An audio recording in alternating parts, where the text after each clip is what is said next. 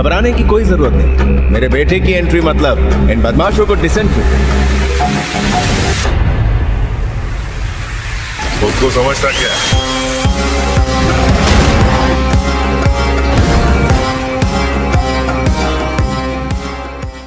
Syndicate versus Pushpa. क्या syndicate पर भारी पड़ेगा पुष्पा? क्या छीन जाएगी सिडप्पा की कुर्सी? दोस्तों, आपने अब तक देखा ही कैसे सिडप्पा नायडू के सभी एमएलएज उसकी पार्टी छोड़कर श्रीनिवु बालाकृष्णन की पार्टी में मिल जाते हैं और वहीं दूसरी तरफ केशव आईसीयू में भर्ती है और पुष्पा शेखावत सिंह को मार डालने के इरादे से जा रहा होता है।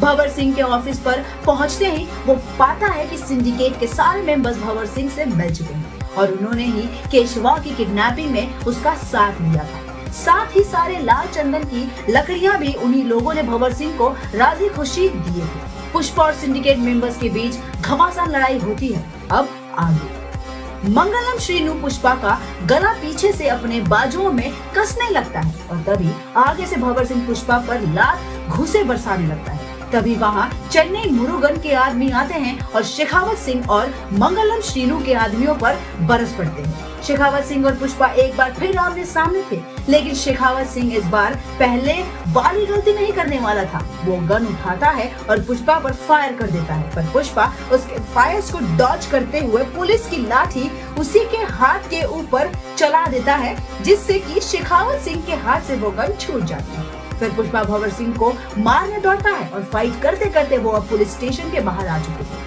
पुष्पा शेखावत सिंह को बड़ी बुरी तरह से मारे जा रहा था, पर तभी वहाँ श्रीनिवु बालाकृष्णन की गाड़ी आती है। साथ ही उनके साथ हथियार लिए कई गार्ड्स भी। भंवर सिंह खुशी के मारे हंसने लगता है। वो गार्ड्स उनकी तरफ बंदूक तान देते हैं। पुष्पा भंवर सिंह को छोड़ देता है। तभी भंवर सिंह कहता है, तूने कहा था ना कि मेरी वर्दी के बिना मेरी कोई पावर नहीं, ये है मेरी पावर, अब तुझे पता चलेगा तेरी औकात। ऐसा कहते हुए वो हंसने लगता है, पर तभी वो पाता है कि पुष्पा श्रीनिवु बालाकृष्णन के बगल में जाकर खड़ा हो जाता है और ये देख शेखावत सिंह की आंखें फटी की फटी रह जाती हैं। वो चिल्लाता है, ये सब क्या है? और वो समझ जाता है कि श्रीनिवु बालाकृष्णन पुष्पा की साइड है। वो गुस्से में श्रीनिवु बालाकृष्णन की तरफ लपकता है, तभी उसके गार्ड्स उस पर बंदूक तान देते हैं और बेचारा शेखावत सिंह डरते हुए पीछे हो जाता है। वो जमीन पर घुटनों के बल लटपट बैठा था।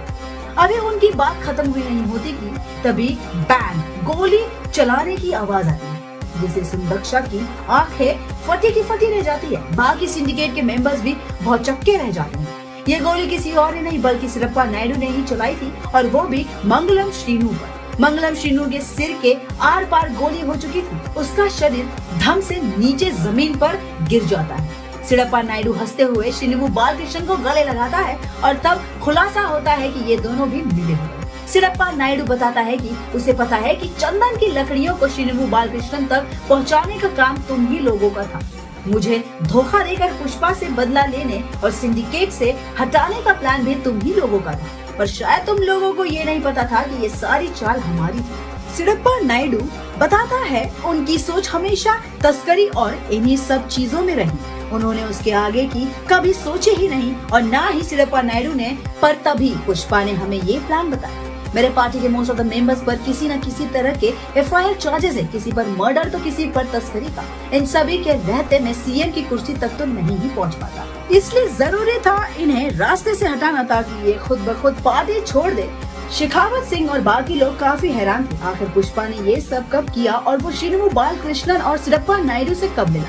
वो तो श्रीवल्ली के साथ घूमने गया था। तब पुष्पा बताता है कि पुष्पा काम और पर्सनल लाइफ दोनों को मेंटेन करके चलता है। पहले भी तस्करी के साथ साथ ही पुष्पा ने श्रीवल्ली से प्यार किया था और इधर भी इस बार भी वो श्रीवल्ली के साथ न सिर्फ घूमने निकला था, पर घूमने के बहाने वो चेन्नई से मुरुगन से मिलने गया था ताकि वो पूरा माजरा समझ सके। वो सीएम से भी मिला, पर सीएम से मिलकर उसे यही लगा कि वो सीएम एक ना एक दिन पलटी मारेगा और सिंडिकेट को बर्बाद करके पूरा माल हथियाने की कोशिश जरूर करेगा, और इसके वास्ते उसने ये प्लान बनाया।